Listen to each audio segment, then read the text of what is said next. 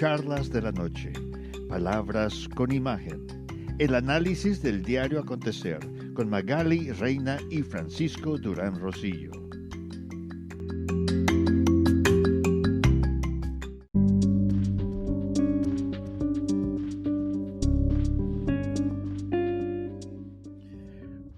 Con una capital de los Estados Unidos completamente amurallada por fences o veredas temporales, tanto de madera como de alambradas, Estados Unidos celebra las elecciones presidenciales. Y es que hay temor de que ante los recientes disturbios por las situaciones de Black Lives Matter, las vidas humanas negras importan, no peace, no justice, no peace, no justicia, no habrá paz debido a los ataques de oficiales de policías a ciudadanos afroamericanos y un sinfín de cosas que se han dejado venir, que han influenciado demasiado esta elección. Además, el voto temprano ha hecho que ya más de 90 millones de norteamericanos depositen sus votos, los cuales han sido asegurados y están siendo contados, pero de manera confidencial. O sea, los votos son escaneados y entran a un servidor que está bajo llave. Nadie sabe el resultado hasta esta madrugada cuando se empiece a contabilizar.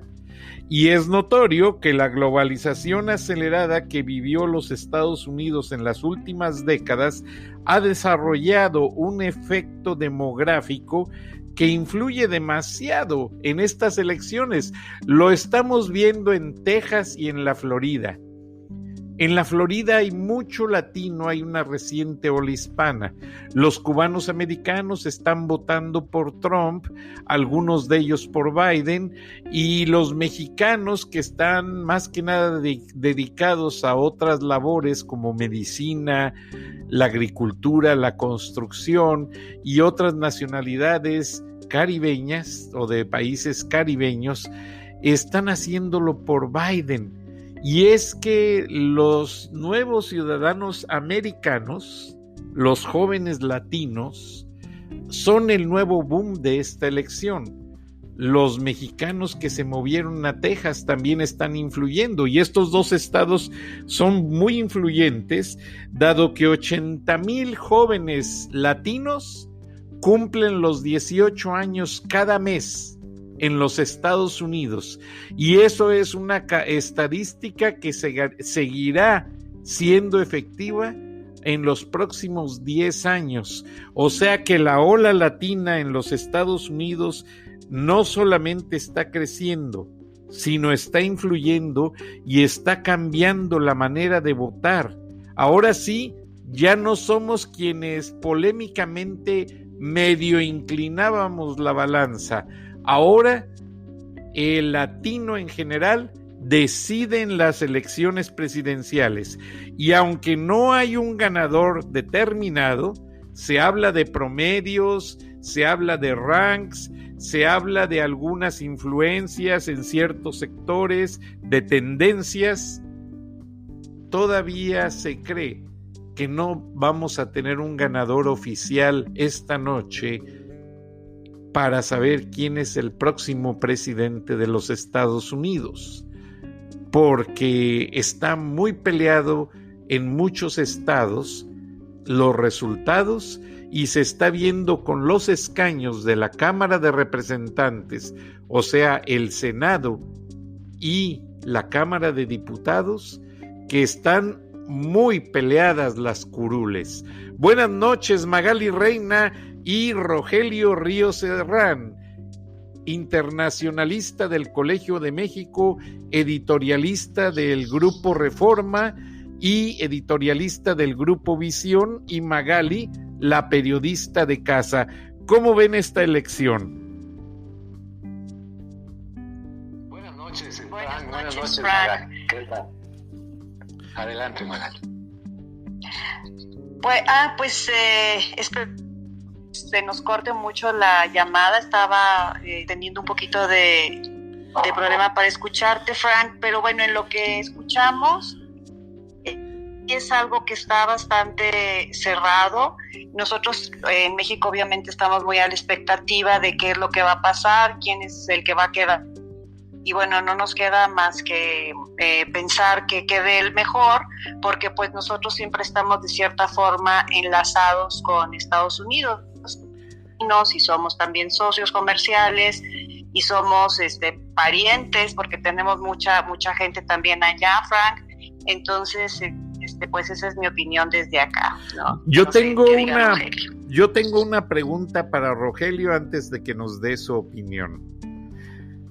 Hablando del tema de Texas, donde los mexicanos están cambiando el estado de Texas, que era netamente republicano, porque a los tejanos les encanta la segunda enmienda, o sea, poder tener sus armas de fuego sin ningún problema, y ahora Texas se está tornando demócrata, y hay muchos estados que les llaman swing states, como si fuera sube y baja, y esos estados son que en alguna elección son demócratas, en otra elección son republicanos, pero Texas tenía décadas siendo republicano, y los expertos analizan que las estadísticas están indicando que ha sido tanta la migración de mexicanos a Texas en los últimos 20 años, que eso está influyendo, y que el apoyo de Donald Trump, Andrés Manuel López Obrador,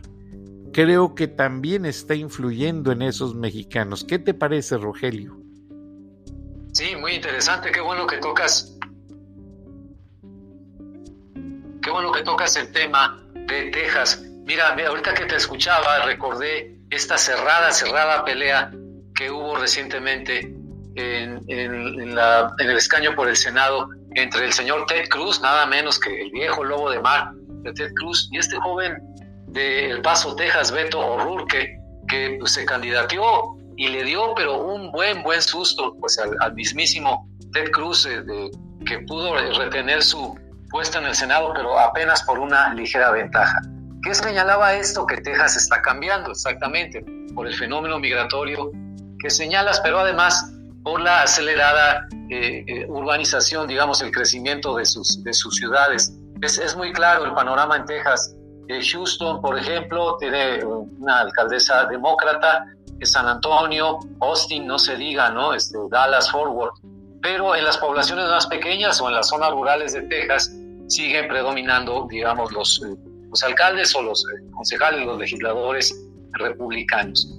Pero conforme se desarrolla más el estado, se urbaniza, se industrializa y deja de ser ese Texas rural que estábamos acostumbrados a ver en las películas, pues también viene este cambio, esta ola hispana y esta urbanización en Texas que pues abre la puerta a otras mentalidades, ya no son tan encerradas en sí mismas como las mentalidades de las pequeñas poblaciones.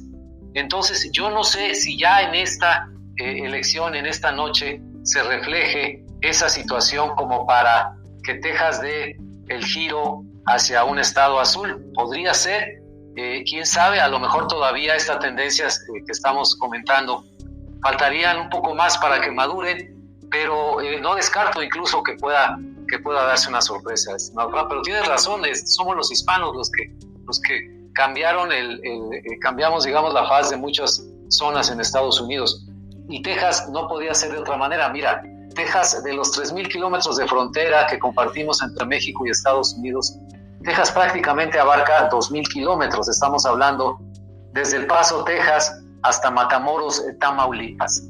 Entonces, pues imagínate el valor no solamente territorial, físico y medido por indicadores económicos, sino la relación histórica, cultural tan estrecha que hay entre tejanos y mexicanos. Bueno, pues ahí está avanzando poco a poco esta ola azul en Texas. No sé, repito, y con eso termino esta intervención, creo que todavía nos daría el giro totalmente azul de Texas esta noche, pero bueno, vamos a ver.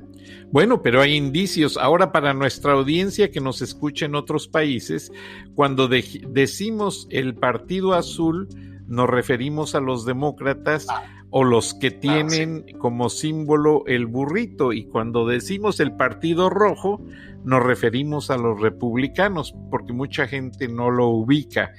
Magali, ¿crees que Andrés Manuel López Obrador está en riesgo de perder a su socio político en Washington? ¿O qué pasaría si muy a la fuerza llega y recupera la reelección Trump? ¿Crees que siga ayudando a López Obrador?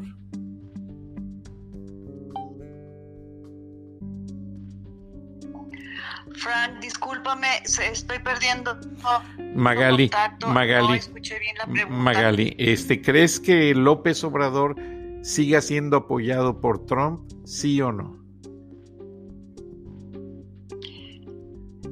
Si Trump gana la elección, que si López Obrador seguirá contando con su apoyo, mira, yo más bien pienso que no es como un apoyo, sino es más bien como un papá, como un hermano mayor que le está jalando un poco las orejas y que le está diciendo por aquí. Entonces, pues definitivamente que esta percepción que yo tengo también la tiene mucha gente.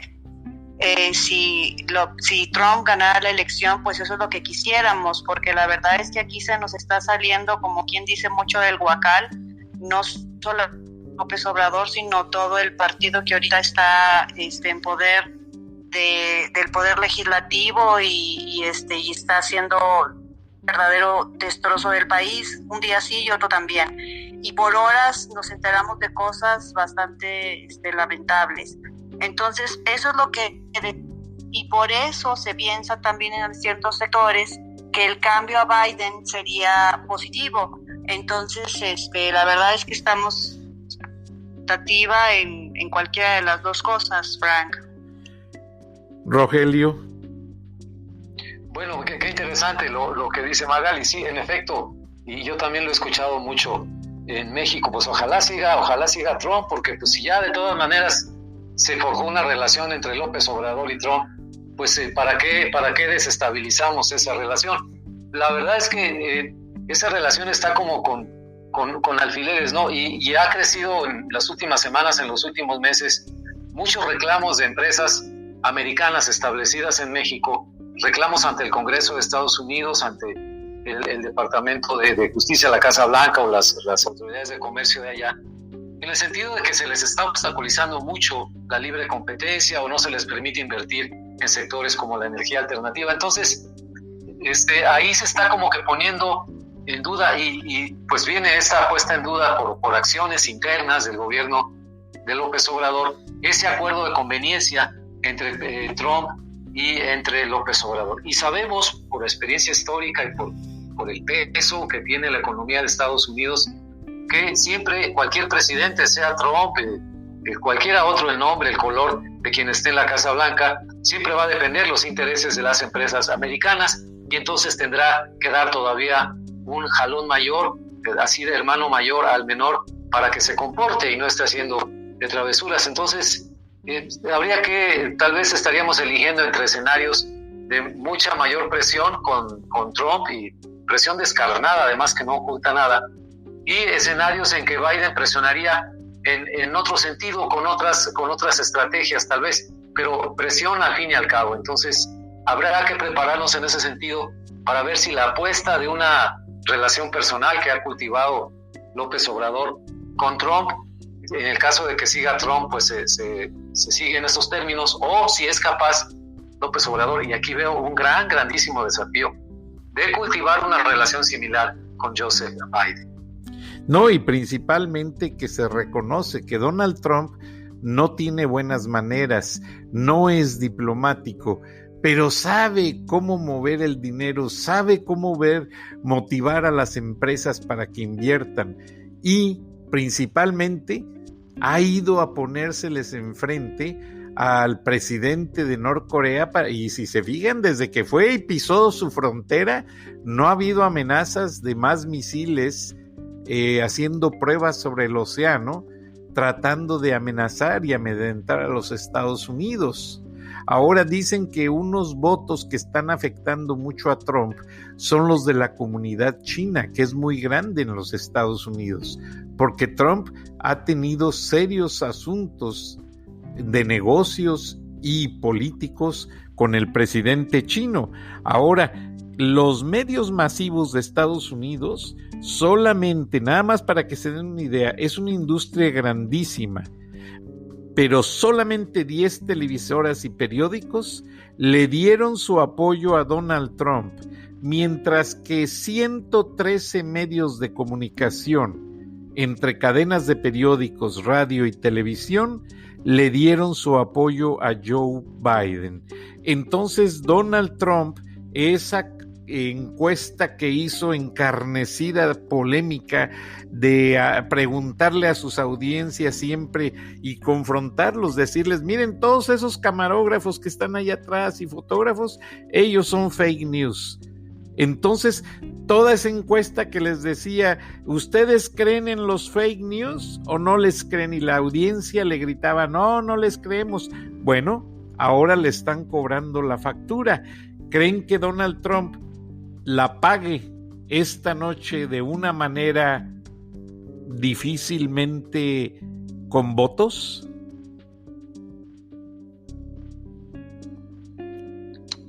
Wow, pues buena pregunta. Yo creo que sí, va a empezar a pagar esa y otras facturas el señor Trump.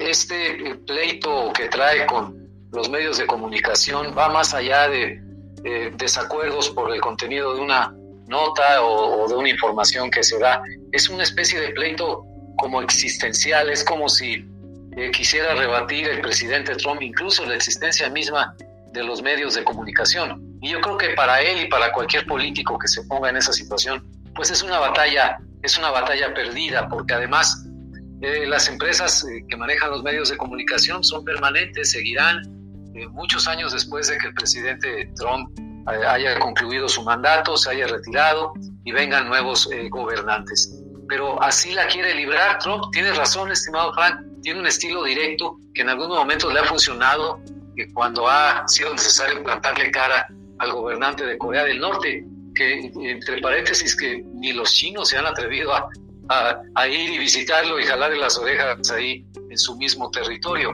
Eso pues abona en ese sentido de llevar un estilo empresarial de liderazgo al terreno de la política. Pero para el caso de México y la relación con López Obrador, le ocasiona también un costo político muy elevado a López Obrador en México. Se le señala, se le critica que está pues agachando mucho la cabeza, ¿no? Con Trump, que el cultivo de la relación es a base de soportar humillaciones, insultos, y que reiteradamente Donald Trump dice que México va a pagar por el muro, México va a pagar por el muro, cuando no es así. Y además el hecho de que lo diga pues sí es bastante ofensivo. Pero pues ahí está la situación. Yo creo que en la noche los medios de comunicación serán muy cautelosos en esta noche larga en dar un resultado definitivo. Estamos viendo las encuestas, yo estoy siguiendo la página del New York Times y están contabilizando ya votos en muchos estados, pero falta todavía incorporar los votos que han llegado por correo y los conteos que se extiendan 1, 2 o 3 días más. En algunos casos, como en Pensilvania, por ejemplo. Magali, ¿crees que el voto por correo funcione o sea un fracaso? Pues definitivamente hemos visto que a través de los años el voto por correo a Estados Unidos le ha hecho bien con las Fuerzas Armadas. Entonces no creo yo que lo se pueda calificar como fracaso. Frank, se me hace que te estoy perdiendo. No, te estoy escuchando, Magali. De hecho, cuando hablamos del voto por correo, quizás Rogelio nos pueda corregir. Dicen que hay una nota en primera plana de hoy del diario Reforma que habla de un méxico-americano que mandó su voto por correo desde la Ciudad de México y que fue a investigar, y el sobre con el voto estaba todavía allí en la oficina central de Correos de México. ¿Qué les parece? Sí, lo había enviado desde el 23 de septiembre el americano con la esperanza de que llegara pues a tiempo todo, ¿no? Y se entera de que nada más cambió el sobre de una oficina a otra, entonces todavía no salía de México. Seguramente ya con la nota publicada lo mandaron hasta por UPS o cualquiera, ¿no? Pero de esas cosas que dices, caramba, todavía alguien comentaba ayer antier entre los amigos, oye, pues ¿por qué no se establece un sistema de voto postal en México? Pues no, con esta estructura es imposible. No, se prestaría mucho a la corrupción, olvídense. Sí, además. Sería entregarle a López Obrador, ahora sí que ya, casillas y todo. Sí. No. Pero en el caso de Estados Unidos sí es una herramienta muy, muy útil, y sobre todo no debemos olvidar que estamos hablando de esta votación presidencial justo no solamente en medio de la pandemia del coronavirus, sino en medio de la segunda ola, tercera ola en algunos estados de la Unión Americana, del repunte de los contagios, de los muertos. Parecería hasta de película surrealista esto que estamos viviendo, ¿no? ¿Cómo puede intentar llevarse a cabo unas elecciones de este nivel, de esta importancia, en medio de esta amenaza sanitaria, de esta emergencia nacional en Estados Unidos? Bueno, tal vez porque el costo de no hacerlo, de no celebrar las elecciones, hubiera sido mucho mayor. Solamente así me lo explico, ¿no? Pero no debemos olvidar eso. También los temores de la gente tienen que ver con que se incrementó mucho el voto postal porque era una manera segura de ejercer el voto, y a quienes se les abrió la oportunidad de voto anticipado lo aprovecharon para evitar amontonamientos o filas más largas, precisamente en un día como hoy. Pero creo que la importancia del voto postal aquí es decisiva, sí va a jugar un gran papel.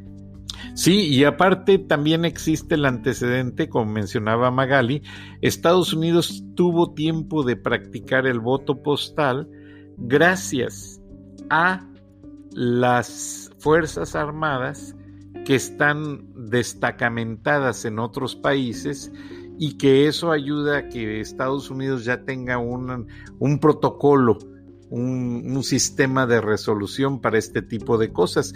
De hecho, en la mañana escuchaba, porque la nota de Reforma fue comentada en Estados Unidos en medios en inglés, fue como me enteré, y dicen que pues fue muy absurdo lo que hizo este ciudadano, ya que las embajadas siempre tienen un sistema de captación de votos. Uno va a la embajada y dice tengo mi voto, y lo pasan a uno a una urna donde deposita uno inmediatamente su sobrecito y lo hacen llegar a la casilla o a la oficina correspondiente del distrito en los Estados Unidos.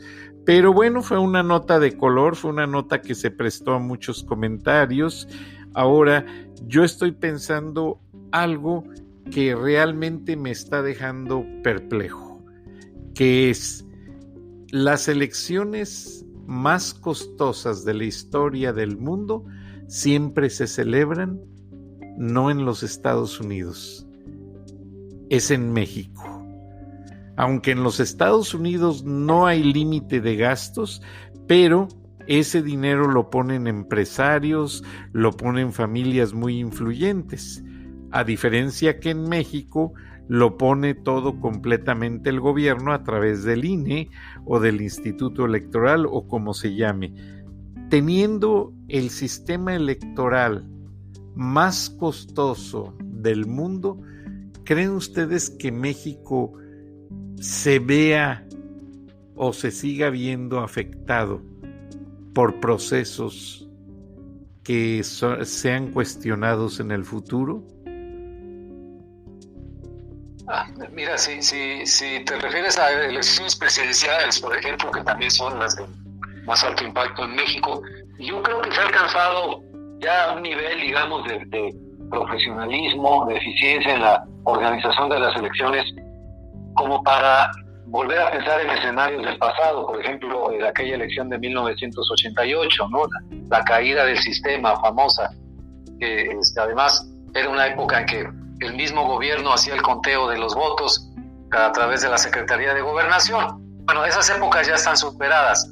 Ahora, que hay nuevas formas de digamos, fraudes en los votos, en el conteo, en la determinación de los algoritmos para el conteo, o creo que ahí sería más complicado porque son muy detectables. Yo creo que la nueva forma de manipulación del voto es por la información, por las redes sociales, por las fake news y por esta utilización masiva, ¿no?, de las mismas redes sociales, de muchos medios de comunicación que se prestan a eso y que va más bien en ese sentido. Es la gran amenaza para cualquier sistema electoral, porque es una manipulación, digamos, que no impide que una persona vaya y deposite su voto, pero si está cargada a la cabeza de información falsa, de odio, de rencor, de encrispamiento, pues en realidad no es un voto que se haya ejercido con plena conciencia. No sé si me doy a entender, y en ese caso pues también puede considerarse un voto viciado de alguna forma.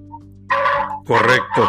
Magali, ¿crees que se vea desde México la estructura electoral de Estados Unidos muy cuestionada a partir de ahora, cuando que antes Estados Unidos era el modelo democrático a seguir, y ahora que se conoce realmente el detalle de cómo funciona el proceso de lo que es el voto popular, que no tiene, sí influye, pero no tiene una validez tal como el voto de los delegados que tiene cada estado, y si este voto no llega a ser aclarado, se pasa la resolución, o sea, el proceso de aclarar quién gana, al Congreso.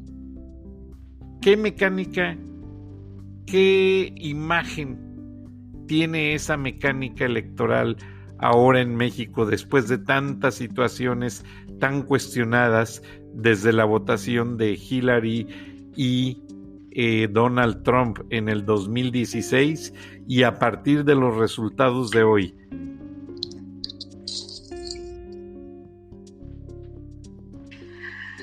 Pues mira, Frank, espero que tú sí me estés escuchando, porque estoy teniendo un poquito de problema con la recepción de mi sonido.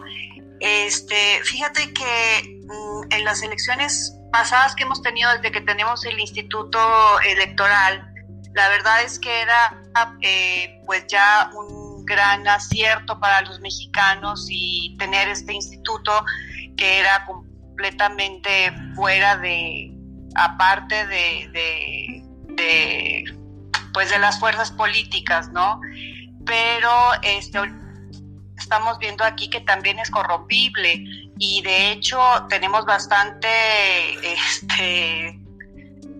miedo, por decirlo de que en las próximas elecciones del próximo año se vayan a ver viciadas por el poder, porque de hecho circularon algunas credenciales dobles originales.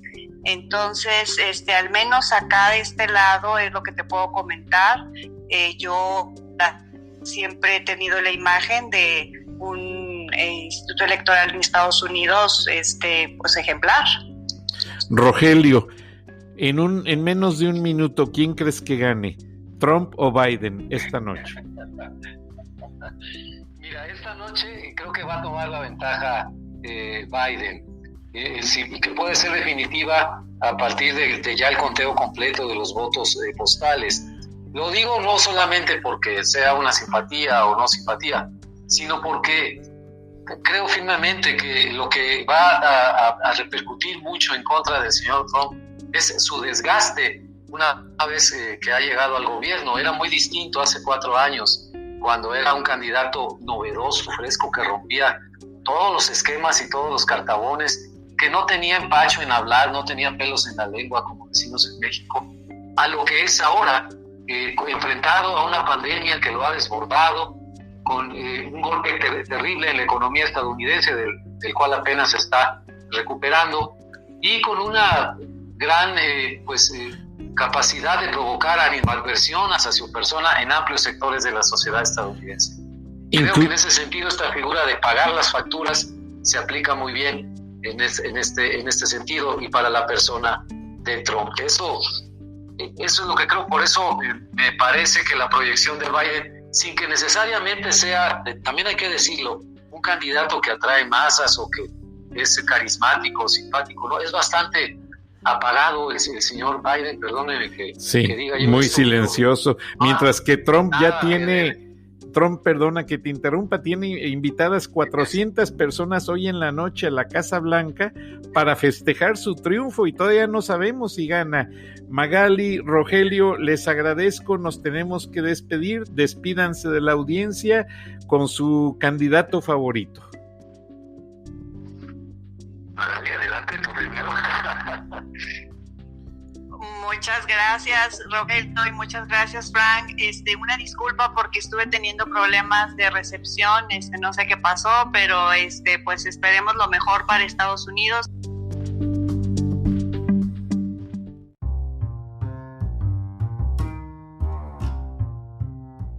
Sí. Y pues, Frank, Dios bendiga a Estados Unidos y Dios bendiga a México y que gane el mejor. Exactamente. ¿Y tú, Rogelio? Me uno a esta petición de que Dios bendiga a Estados Unidos y Dios bendiga a México. Que gane el mejor, en efecto. Yo mi preferencia personal, si me lo preguntas, pues es por el señor Joseph Biden. Creo que sería una buena alternativa en este momento, un cambio en el liderazgo en la Casa Blanca, que como lo he dicho en el programa, lo veo muy desgastado. Pero gane quien gane, creo que lo mejor sería que se mantuviera la estabilidad política en Estados Unidos, pues en bien de todo el continente americano, en bien de nuestro país, que somos sus vecinos directos. Pero eso es lo que quisiera decir. Gracias, Rogelio, y tienes con mucha razón. El presidente Trump se desgastó horriblemente y la gente le empezó a perder la confianza en algunos sectores, principalmente aprovecharon mucho la pandemia para pues desgastarlo, y como ningún país, honestamente, y no lo estoy justificando, ningún país ha estado preparado para esta pandemia, pues obviamente le pegó muchísimo más duro, y luego esas situaciones de actitud dicharachera que tiene, de que él fue y se trató y a la semana ya estaba con las multitudes, pues eso también le afectó mucho, porque el pueblo no tuvo las mismas atenciones para atenderse, y pues los familiares de personas que fallecieron a raíz del COVID, pues obviamente son los que se pusieron muy molestos contra el presidente, y con mucho sentido. Ahora,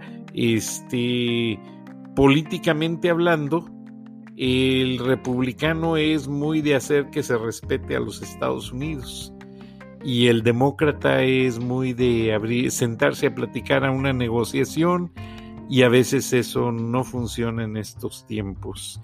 Pero ya hablamos mucho de política y no sé si les ha dado la impresión de que como que ya quisiéramos que se acabaran estas elecciones, conocer ya el resultado en manera pacífica, que por cierto la Casa Blanca está rodeadísima de gente, manifestantes ya, que de una manera pacífica están allá afuera, y pues básicamente están tratando de hacer sentir su punto de vista. Pero ya para cerrar el punto, creo que tenemos un sector más interesante que la política. ¿Cuál es, Magali? Pues las noticias de entretenimiento con Daniel Lara. Qué bueno. Y también Bienvenido, Daniel. Y pone un segmento muy interesante que habla respecto a los juegos de computación, a cómo conseguir pues softwares gratis en el internet para resolver tal o cual cosa, y está teniendo muy buena acogida. Creo que tenemos que pedirle ayuda a Daniel para que los políticos no se desgasten tanto y que él les oriente en materia de tecnología, porque parece ser que en este momento que están escaneando los votos en algunos estados, están teniendo discrepancias técnicas. Pero bienvenido, Daniel, y te escuchamos con gusto, y después de tu segmento nos despedimos, sin antes agradecerle muy especialmente al internacionalista Rogelio Ríos Herrán, editorialista y escritor del Grupo Visión, y a la periodista Magali Reina. Gracias, Magali, y estamos en contacto. ¿Y cuál es nuestra frase de despedirnos? Nos escuchamos mañana. Hasta entonces. Adelante, Daniel. Hasta mañana. Hasta mañana. Gracias. Gracias a usted.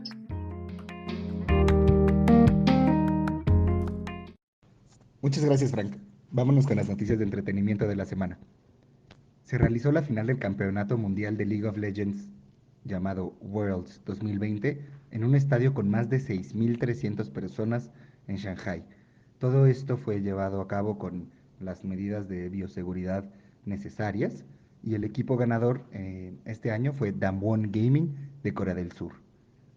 Este mes hemos visto desafortunadamente varios retrasos en varios juegos ya muy esperados. Uno de ellos es Cyberpunk 2077.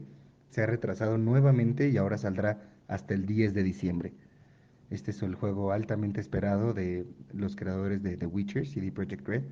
Y nada, tenemos muchísimas ganas de jugarlo, solo que tendremos que esperar un poquito más. El otro juego que retrasaron esta semana fue el Destruction All Stars para PlayStation 5. Este va a salir hasta febrero del 2021 y saldrá directamente para el servicio de PlayStation Plus. En otras noticias, Call of Duty Mobile cerró su primer año a lo grande, obteniendo 300 millones de descargas para Android y iOS. Ha sido de los juegos más descargados y más jugados para móviles de este año. Y hablando de Call of Duty, tenemos el Call of Duty Black Ops Cold War. La nota de que en PC pesará más 175 GB más 50 GB de multijugador. Esto ya es una tendencia que lleva el juego de Call of Duty durante todo este año. Ha pesado más de 200 GB con diversas actualizaciones. Es algo de lo que se quejan mucho los jugadores. Hay opciones de desinstalar ciertos componentes del juego para que no pese tanto, pero aún así es demasiado. Entonces, para todos los que lo preordenaron o quieren jugarlo, vayan liberando algo de espacio en su disco duro porque este se viene grande. Vámonos a los nuevos juegos de PlayStation Plus y de Xbox Game with Gold para noviembre. Para PlayStation tenemos el Middle Earth Shadow of War, este juego muy parecido a los Assassin's Creed, pero está seteado en la Tierra Media, en el universo del Señor de los Anillos, de Tolkien. Muy divertido, muy interesante, algo largo, pero se los recomiendo mucho. El Hollow Knight es otro juego que también me gusta mucho, muy recomendado. Este es en 2D, es muy estilo a los Metroidvania, un juego indie, pero con muchísimo contenido.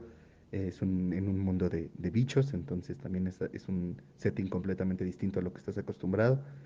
Y nada, también se viene Bognax. Este juego para PlayStation 5 es el primero en el line-up de PlayStation Plus que tenemos de la siguiente generación, entonces nos emociona bastante. Aunque todavía no sabemos mucho del juego, se ve entre una mezcla de Minecraft y Animal Crossing. Está muy raro, todavía no sabemos mucho. Métense a ver el tráiler y bueno, estamos esperando a que salga ya la próxima generación con muchísimas ansias para jugar todo lo que podamos. Para Xbox Game with Gold tenemos Aragami Shadow Edition, un juego 100% de sigilo. Su Insanity, un juego de multijugador en 2 dimensiones. Se ve algo frenético, muchos disparos abajo del mar. Lo probaremos y les contamos qué tal nos fue. El Full Spectrum Warrior, un juego que salió para Xbox de primera generación. Es un shooter táctico, primero de su clase realmente que tenía algo así. Cambias entre disparar y dar órdenes. Algo extraño, pero dicen que muy bueno. Y el Lego Indiana Jones, The Original Adventures, que bueno, si has jugado un juego de Lego, has jugado casi todos. Son muy divertidos para jugar en familia. Y bueno, si eres fanático de la serie de Indiana Jones, de la serie de películas, esto será justo para ti. Y para PC, en la Epic Game Store, tenemos esta semana el juego de la Bruja de Blair y de Ghostbusters, de Video Game Remastered. Solo tienen para canjearlos antes del 5 de noviembre, tenemos 2 días, entonces corran a sus PCs. Por último, vámonos con las películas. Nos confirmaron ya que la película de Uncharted terminó su filmación y está programada para estrenarse el 16 de julio de 2021. Netflix también anunció unas nuevas series de Assassin's Creed. Tenemos poca información de esto, pero igual nos emociona muchísimo tener más contenido de videojuegos en la pantalla pequeña.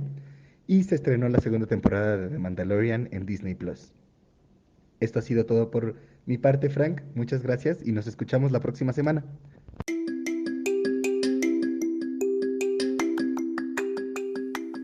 Escuchaste el análisis de la noticia, transparente como el agua, con los periodistas Magali Reina y Francisco Durán Rosillo.